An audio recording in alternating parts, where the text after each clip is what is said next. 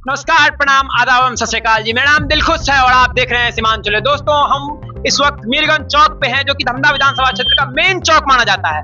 हम यहाँ पर लोगों से जानने आए हैं कि इस बार चुनावी माहौल किस तरफ है, किस तरफ झुकाव जा रहा है, लोगों के मुद्दे क्या हैं। आइए जानते हैं। क्या नाम हुआ आपका?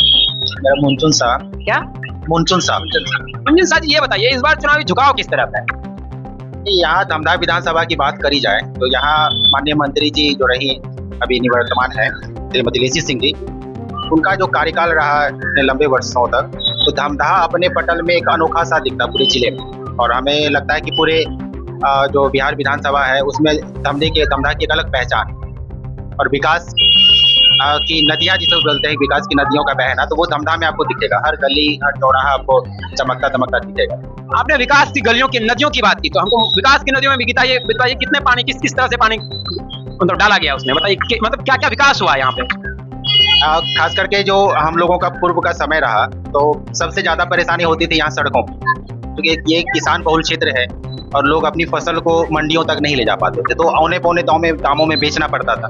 ये सबसे बड़ा जो कार्य हुआ वो सड़कों का, कि हर एक गली हर एक गांव में सड़कों का जाल बिछा है और किसान अपने फसलों को मंडी तक ले जाकर अपने अच्छे दामों में बेच पाते हैं। और ये सबसे बड़ा विकास है कि अगर किसान हमारे खुशहाल होंगे तो पूरा देश समृद्ध और खुशहाल होगा। बाकी प्रत्याशी बाकी जगहों से आरोप लगता रहता है कि उन पर आरोप लग सकता है कि जो विकास है, विकास तो ठीक है, इंफ्रास्ट्रक्चर के मामले में ठीक है, एक्सटॉर्शन का आरोप लगता रहता है, अलग अलग तरीकों से लोग आरोप लगाते हैं। उनके बारे में क्या कहेंगे, उन प्रत्याशियों को क्या कहेंगे?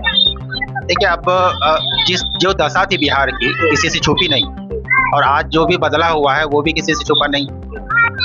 तो हमें लगता है कि जो विकासशील लोग हैं उन पर अपना ध्येय रखना चाहिए। बाकी लोग क्या बोलते हैं उसको क्या कह सकते हैं।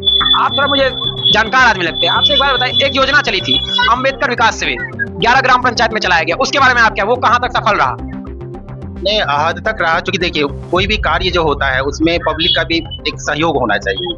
तो अभी बिहार उस मामले में थोड़ा सा पब्लिक के सहयोग के मामले में पीछे है।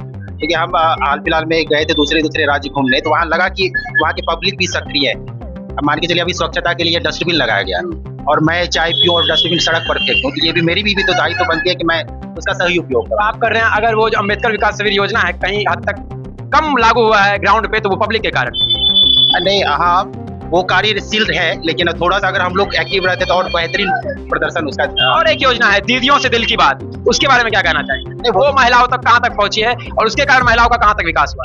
अगर बिहार में महिलाओं की बात करें तो आज आपको हर घर समृद्धि मिलेगा। नहीं, धमधा विधानसभा क्षेत्र की बात कर रहा हूँ अभी फिलहाल में। धमधे की बात हम कर रहे हैं, तो ये दीदी से दिल की बात में जो है अभी हमें लगता है कि महिलाएं अपने पैर के ऊपर खड़ी हो चुकी हैं।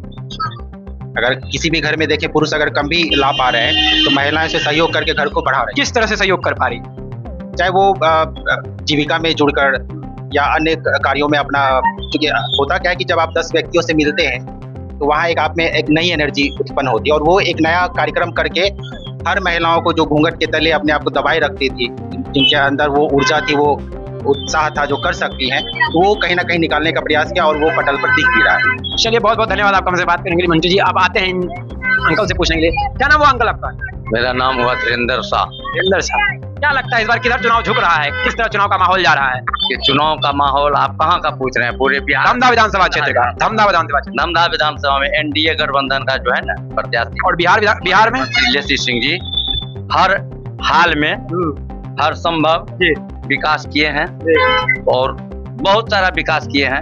कल हम लोग की बच्ची यहाँ से हाई स्कूल के लिए धमधा जाती थी, आज वो हाई स्कूल यहाँ है। ये वाला प्रमाण के साथ विकास बता रहे हैं। ये माननीय लेसी सिंह जी का देन है। एक बार बताइए, जैसे और नीतीश जी का और एनडीए गठबंधन का देन है, एनडीए सरकार की देन। तो ये तो धमधा बिहार का इस बार किधर झुकाव जा रहा है? बिहार में भी एनडीए का सरकार बनेगा और अगले बार से ज्यादा मतों से बहुमत से। अच्छा, हर हाल में बनेगा। अच्छा, मुद्दा क्या है? चुनावी मुद्दा क्या? हर बार से वही जीतते आ रही हैं, वही मुद्दा है या फिर कुछ अलग मुद्दा है? नहीं, मुद्दा विकास का है कि आज आजादी के बाद धमधा विधानसभा या बिहार में कहीं अगर सड़क देखने को मिला है तो एनडीए गठबंधन नीतीश जी माननीय मुख्यमंत्री के कार्यकाल में ही देखने के लिए मिला है।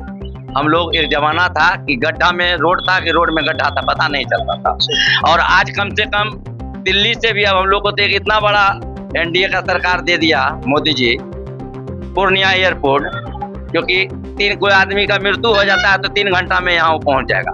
अच्छा, एक और मुद्दा है, इस बार बहुत हल्ला में है, बहुत जोर शोर से है। आपका बेटा है?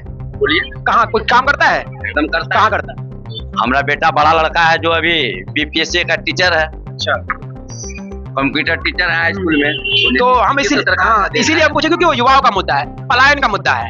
ये लोग पलायन करते हैं, हर वर्ष पलायन करते हैं लोग, और बहुत ज्यादा मात्रा में लोग पलायन करते हैं बिहार से। उसके बारे में क्या कहना चाहेंगे? वो नीतीश सरकार कहाँ तक रोक पाई है?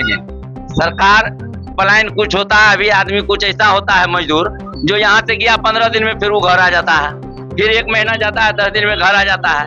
पैसा यहाँ नहीं, कुछ आदमी काम करने के लिए नहीं चाहता है, तो मजदूरी यहाँ थोड़े भी कम है। सरकार नरेगा का मजदूरी यहाँ भी कर सकता है, मजदूरी यहाँ भी कर सकता है। यहाँ भी 500 रुपया जो है, जो कमाने वाला मजदूर है 1000 रुपया कमा रहा है, और जो काम करने वाला नहीं तो अब ट्रेन पर सफर करते रहिए, जाते रहिए, तो अलग बात है। लेकिन फिर भी बिहार की स्थिति वो नहीं है जो 20 साल पहले था। और बहुत तरह का योजना हो रहा है एनडीए सरकार का, जो 2-4 साल में और दिखने लगेगा। चलिए बाबा, बहुत अच्छा लगा आपसे बात करी। तो आप लोग माननीय विधायक जी के पक्ष में बोल रहे हैं, कुछ लोग विकास पे बात कर रहे हैं, कुछ लोग इंफ्रास्ट्रक्चर पे बात कर रहे हैं, कुछ लोग वुमेन एम्पावरमेंट पे बात कर रहे हैं, कुछ लोग हाई स्कूल बन गया, लोग उन तक शिक्षा पहुंच रही है, उस पर बात कर रहे हैं। सीमांचल उदय, धन्यवाद।